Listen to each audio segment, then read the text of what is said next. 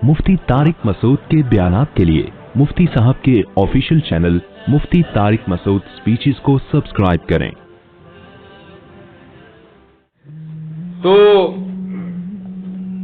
हमें क्या मिलता है सीरत में रसूलुल्लाह सल्लल्लाहु अलैहि वसल्लम की? सबसे पहली बात तिजारत की फजीलत। तिजारत की इस्लाम में बहुत फजीलत है।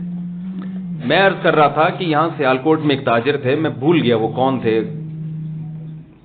मुझे ये भी होता है कि वो कहेंगे यार हमसे खाना भी खा लिया आपने और फिर भूल गए खा के भूल गए। तो जो भी अगर यहां मौजूद है तो उनसे माजरत।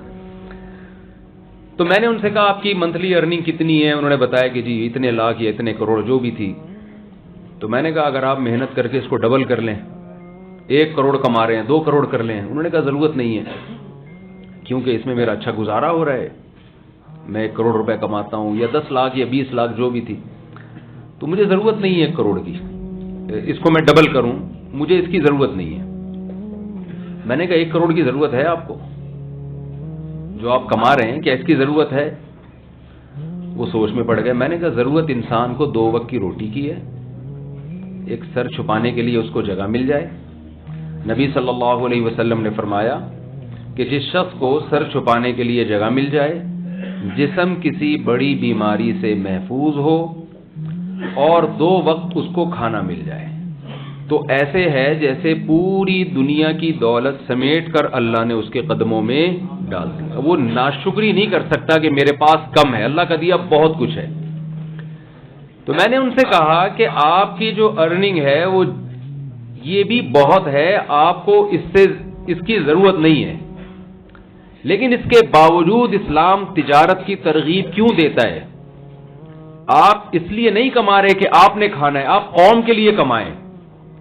मुसलमान ताजिर अगर मजबूत होगा, इससे इस्लाम मजबूत होगा, इससे मुसलमान मजबूत होगा, इससे आपका कंट्री मजबूत होगा। रसूलुल्लाह सल्लल्लाहु अलैहि वसल्लम की सही हदीस है, आपने फरमाया अल मुमिनुल क़विय्यु खैरुम मिनल अहब्बु इलल्लाहि मिनल मुमिनिज़ ज़ईफ़। फरमाया ताकतवर मोमिन अल्लाह को ज्यादा महबूब है कमजोर मोमिन से। उलमा ने इस हदीस की तशरीह में ये लिखा है कि यहां ताकत से सिर्फ जिस्मानी ताकत मुराद नहीं है, साइंस और टेक्नोलॉजी की ताकत है, मुआशी ताकत है, सारी ताकतें इसमें दाखिल हैं। इसलिए कि पावरफुल आदमी, ताकतवर आदमी वो कुछ कर सकता है जो कमजोर आदमी नहीं कर सकता। अगर हमारे मुसलमान ताजिर ना होते तो मुल्क का तो और दिवालिया निकल जाता, हमारे दीनी मदारिस बंद हो जाते, हमारे जो रिफाही इदारे चल रहे हैं जिनमें ताजिर लोग ताउन करते हैं वो सारे इदारे तबाह हो जाते हैं। हम हर वक्त कशकोल लेके गैरों के आगे खड़े रहते। यही वजह है कि नबी सल्लल्लाहु अलैहि वसल्लम के दौर में बड़े बड़े ताजिर थे।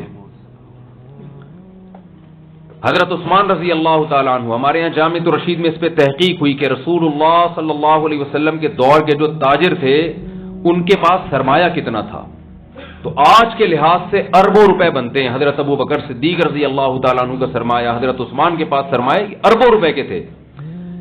आप देखें ना, एक मौके पे नबी सल्लल्लाहु अलैहि वसल्लम ऐलान कर रहे हैं तबूक के मौके पर, हजरत उस्मान 100 घोड़े या 300 घोड़े पेश कर रहे हैं। घोड़ा उस जमाने की लैंड क्रूजर थी, तो ये 400 घोड़े 400 ऊंट दे देना, ये इसकी अलामत है कि आपके पास करोड़ों अरबों रुपए के सरमाए थे।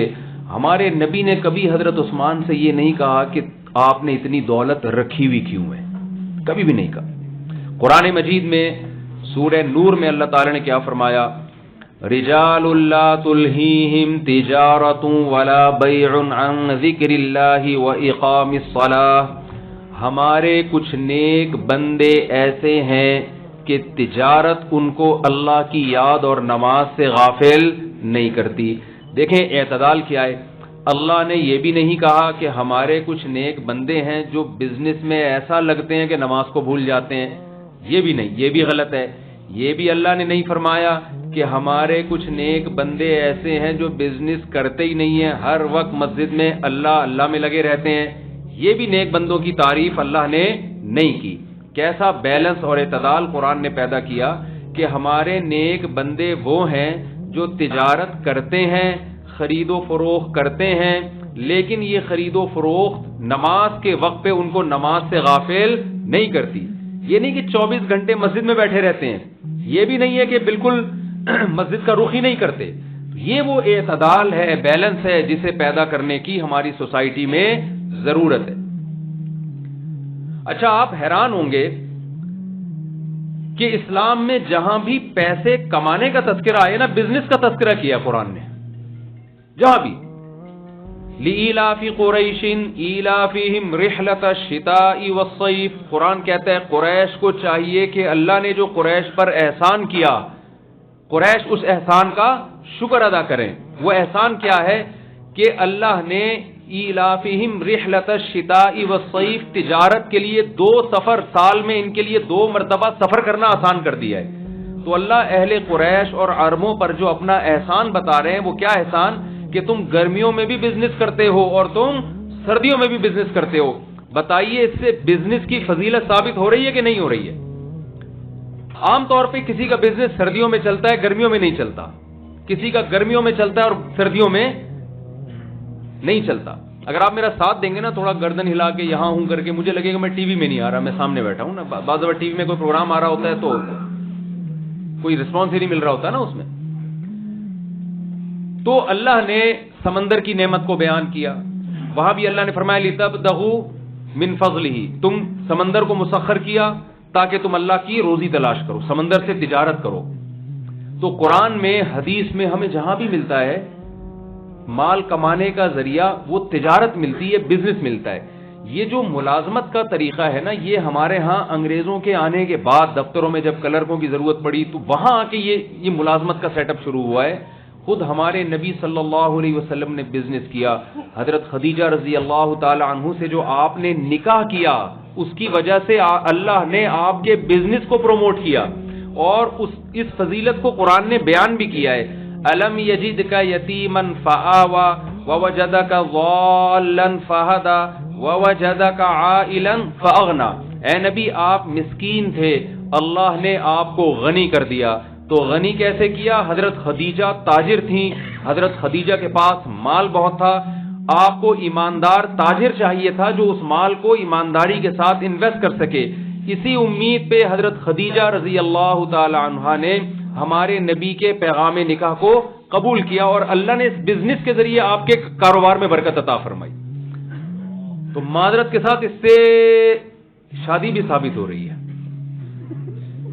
اگر اس زمانے میں ایک شادی کا رواج ہوتا, یہ درمیان میں تھوڑا سا گریوی کراچی کی زبان ہے, یہ پتہ نہیں آپ سمجھتے نہیں سمجھتے, یہ موضوع سے ہٹ کے تھوڑی سی 2 منٹ کی بات. یہاں کوئی میرڈ خاتون بیٹھی ہیں تو ان سے معذرت. تو اگر اس زمانے میں ایک شادی کا رواج ہوتا تو ہمارے نبی حضرت خدیجہ سے کرتے نکاح. بھائی ہمارے یہاں ہوتا ہے نا, شادی تو زندگی میں ایک ہی دفعہ ہوتی ہے, بھائی میں بزنس کروں یا, اب ہمیں یہ ہوتا ہے نا کہ بہو آئے گی گھر میں ایک ہی دفعہ. میں لوگوں سے کہتا ہوں کہ دیکھو, ہم کراچی میں جب قربانی کا بکرا لینے کے لیے جاتے ہیں نا, تو ذرا سا بھی اس میں فالٹ ہو ہم نہیں خریدتے جانور. کیوں یار, قربانی زندگی میں سال میں ایک دفعہ ہوتی ہے, ہم ایسا بکرا کیوں لے آئے کہ بچوں میں مذاق اڑے, گلی محلے میں مذاق اڑے, اور ابا کیا اٹھا کے لے آئے, کیا گائے اٹھا کے لے آئے. تبھی کراچی میں آپ کو پتا, ابھی بتا رہے تھے 2 کروڑ کا بچڑا ہے. تو آپ سوچیں, جب جو سال میں ایک دفعہ بکرا, مولانا یاس شاہ صاحب کے سمجھ میں پہلے آ گیا ہے, جو جانور آپ نے سال میں ایک دفعہ خریدنا ہے, اس میں اتنی تگ و دو کرتا ہے انسان کہ ذرہ برابر بھی فالٹ نہیں ہو, تو بیوی کی اہمیت بکرے سے زیادہ ہے یا نہیں ہے؟ اور وہ سال میں ایک دفعہ نہیں, وہ زندگی میں ایک دفعہ. تو مردوں کے نخرے تو پھر ہونے ہیں نا. پھر کسی لڑکی کی ایج تھوڑی زیادہ ہو گئی, اس کی نکاح کی امیدیں ختم. کوئی بیوہ ہو گئی, اس کی نکاح کی امیدیں ختم. کسی کو طلاق ہو گئی, اس کی نکاح کی امیدیں ختم. کوئی شکل کی تھوڑی سی دبی ہوئی ہے, اس کی نکاح کی امیدیں ختم. تو اگر آپ معاشرے میں زیادہ شادیوں کو پروموٹ کریں گے تو انسان کہے گا یار اس کی عمر زیادہ ہے, کوئی بات نہیں, بزنس پارٹنر بنا لو اس کو, یہ خدمت گزار ہے, اماں کی خدمت کے لیے ایک شادی ادھر کر لو, ٹھیک ہے نا, یہ رشتہ داری جوڑنے کے لیے میری کزن ہے, طلاق یافتہ ہے, کئی مشکل ہو رہی ہے, چلو یار خالہ خوش ہو جائیں گی, ایک شادی یہاں کر لو, اور ایک اپنی پسند کی کر لو, ٹھیک ہے نا.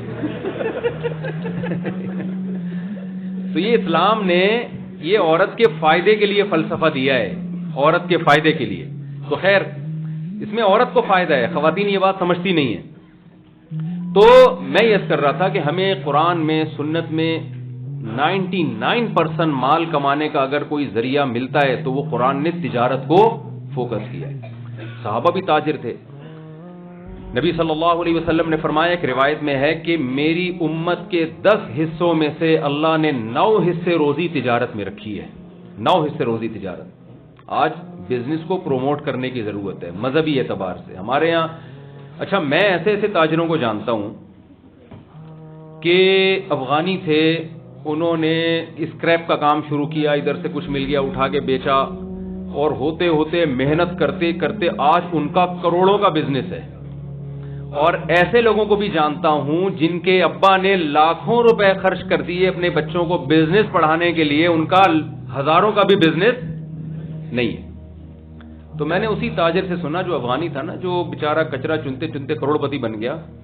ایک دن مجھے کہنے، میں نے کہا آپ نے بزنس کتنا پڑھا ہے؟ اس نے کہا مفتی صاحب جو بزنس پڑھتا ہے وہ بزنس کے علاوہ دنیا کا ہر کام کر سکتا ہے. اب پتہ نہیں یہ صحیح اس کا تجزیہ تھا یا نہیں تھا. اس نے کہا بزنس جو پڑھ لے گا وہ بزنس کے علاوہ دنیا کا ہر کام کر لے گا.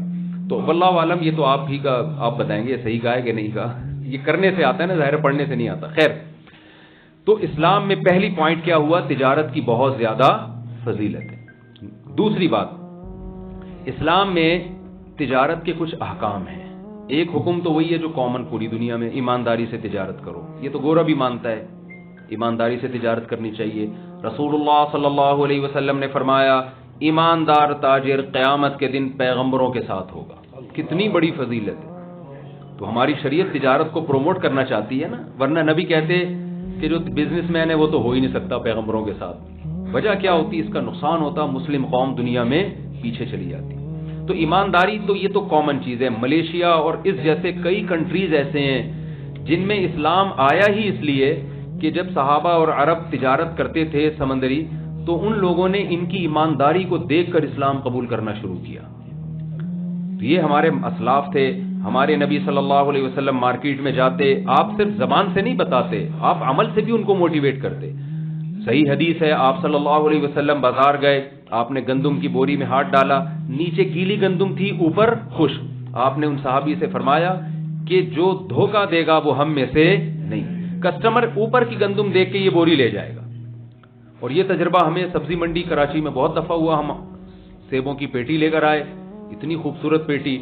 جب گھر جا کے کھولا تو اس پہ شکر ادا کیا کہ بس سیب نکل آئے اندر سے، گلے چڑھے، ورنہ بم نکل جاتا کیا کر لیتے بھائی. ہم کوئی پتہ نہیں ہوتا کراچی کے حالات کا. تو وہاں تو ہم اس پہ خوش ہوتے ہیں بے شک گلے سڑے نکلے، لیکن کوئی بم نہیں نکلا، کچھ اور نہیں نکلا اس میں سے. تو یہ ہمارے ہاں دھوکہ ہے. چائنا سے خاتون نے مجھے بتایا، پاکستانی خاتون تھی، کہ ایک چائنیز مسلمان ہوا تو کہتی ہیں میں نے اس سے شادی کر لی، چلو جی اسلام قبول کیا ہے. بہت اخلاص سے اس نے اسلام قبول کیا تھا. جب اس کا معذرت کے ساتھ پاکستانی تاجروں سے ٹاکرا ہوا ہے، اس نے اسلام کو چھوڑ دیا. اس نے کہا بھائی تمہاری کتابوں میں کچھ اور لکھا ہوا ہے اور پریکٹیکلی کچھ اور. تو یہ ہمارا امیج ایک صحابہ اور ہمارے اسلاف تھے، ان کو دیکھ کے لوگ اسلام قبول کرتے تھے، اور ایک ہم ہیں کہ ہم کو دیکھ کے لوگ اسلام سے دور بھاگتے ہیں.